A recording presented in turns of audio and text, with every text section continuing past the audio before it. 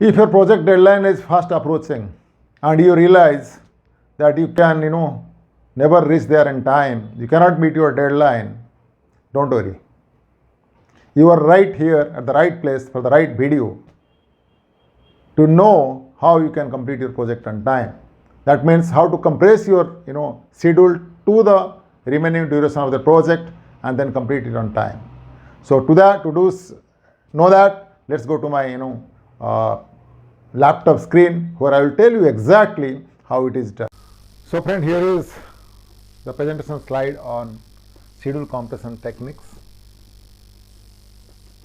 So basically, before going there, let's understand what is a schedule is, why we are talking about it.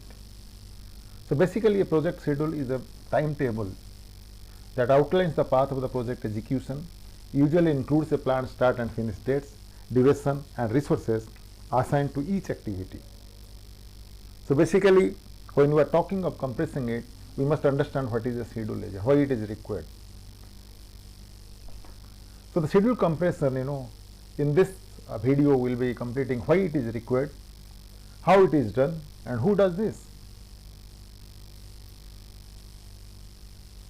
So coming to why it is required, there might be a business needs to have the project complete in duration shorter than the team initially determined. See, initially we have determined or estimated some project time, and in the interim, if your management, because of some business needs, ask for, compressing the schedule and getting the project ahead of time, there it is, we need to do that. Otherwise, maybe you will be, fall short of your timeline, and you will be, say, for example, business need may be that you have to get your product in time or ahead in time for the market share. So in that sense, this compression technique, will be helpful to get your, project duration, getting cut down, right? Now, how it is done basically? This is basically, done, in three ways. These are called compression techniques. One is crashing, the fast tracking, and the scope decomposition. These are the three ways this can be done. There are many other, things, but if you are, you take those small things, all will get, under these three this thing. There are many other small things which will come in the way, but they will be all, counted on this under these three techniques. Now coming back to crashing, this is a method to shorten the schedule duration by adding resources and facilities. Now basically, if you, for a general practice, if you want to complete something, even for your some housework, you get additional manpower, bringing in additional resources, arranging overtime for existing resources. Whatever people are working, you can, say they are working from 8 to 5, you can make them to work to 8 to 7, so another 2 hours support. Like then paying to expedite delivery to activities.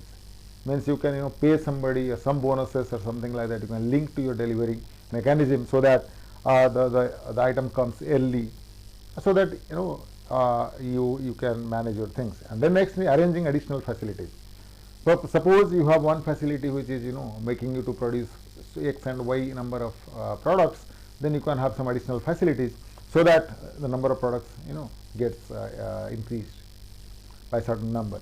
So all this can be done. So basically, crashing works only for activities in the critical path. Why you should, on which activity you should focus while using this technique is basically on the activity those who are on the critical path, right? But it does not always produce a viable alternative. I mean, you can do it, but it does not always produce a viable alternative, and may result in increased cost. That you should always keep this in mind if you will do all this, because if you see this additional resources, additional facilities, or working overtime, all this is going to cost you. So you have to keep in mind and then use this technique, right? Now the second technique is fast tracking. Fast tracking is the method where the activities or the phases normally done in sequence. You may some phase or some work are generally done. See, for a building case, if you do the foundation, then you go for erecting those walls and all that. So these are done in sequence, right? So fast tracking is basically a method where the activities of the phases normally done in sequence are performed in parallel. or at least part of their division can be done parallelly, right? Suppose each activity, those who are planned to be done in 10 days and 10 days sequence, it is a 20 days activity. If you can see that end of this first activity of 2 days and the beginning of that second activity of 2 days can be overlap to each other. So that is called the fast tracking. This is basically overlapping of activities or phases. And starting activities earlier than their earlier starting time. There are certain activities which there are some earlier starting date that can be only start there. And if you are starting the activities earlier than the early starting time, then basically this is the process where you do it. But again, fast tracking works only for activities. Those can be overlapped. All activities cannot be overlapped. The case I told you, the foundation and the erecting a brick wall. So you have to first identify those activities which can only be overlapped. And you can only do it if there is a dependency level is not there. Suppose each activity depends on the second activity or the second activity depends on the first activity, probably you will not able to do that. So you have to see the dependency of activities and then only you will be able to move ahead, right? So coming to the third one, which is decomposition. Decomposition is nothing basically, it is the process of breaking down activities to minor details and take up work in parallel to cut down duration. You need to certain activities you can further break down to minor details so that 2-3 minor activities can be done in parallel so that the activities on top can be, the total duration can be reduced. So to do that, you need to analyze what can be done concurrently.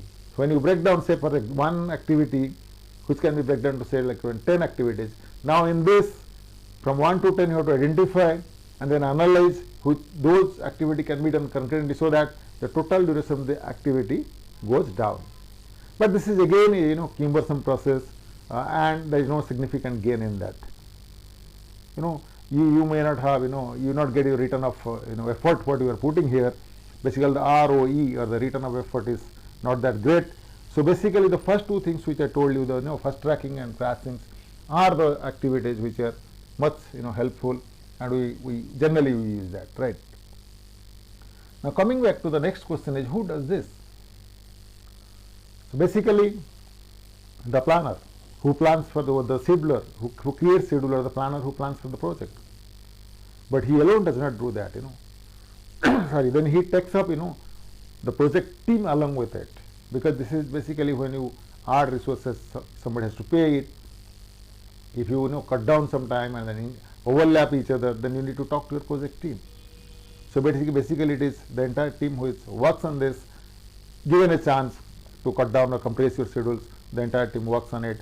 And also further, it also requires the approval of the team. Means what? The approval of the team means the people those who are approving this, like the management. The approval team also must approve it, because there is implication of cost and everything. So you need to all these people are involved in doing that. Now what are the biggest takeaway from this, whatever you have learned so far, is the processes if used together, this crashing and this fast tracking, if they are combined together, then I think it, possibly you get the best out of it.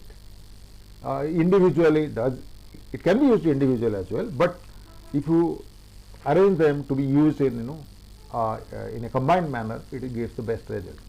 And also the process increases cost of the project. There is a lot of implication of cost in this, as you have seen, like over time and getting additional resources or facilities.